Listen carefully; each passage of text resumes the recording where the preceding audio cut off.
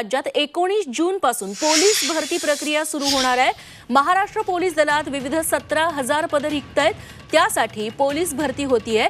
यात 1800 पदांची कारागृह भरती देखील होणार आहे। विशेष म्हणजे 17,000 पदांसाठी 17 लाखांहून जास्त अर्ज आलेले आहेत। पोलीस भरतीसाठी प्रत्येक जिल्ह्यात लेखी परीक्षा आणि मैदानी परीक्षा होईल। उमेदवाराला 2 वेगवेगळ्या पदांसाठी अर्ज करता येईल, मात्र 2 ठिकाणी तो अर्ज करू शकणार नाही।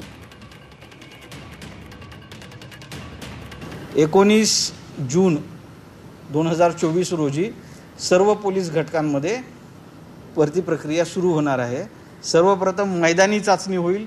मैदानी चाचणीमध्ये जे उमेदवार प्राप्त होतील 1:10 या प्रमाणात जेवढी पदे रिक्त आहेत तर 1:10 या प्रमाणात आम्ही त्यांची लेखी चाचणी घेणार आहोत आणि त्याच्या लेखी चाचणीनंतर त्यांचा निकाल लागेल।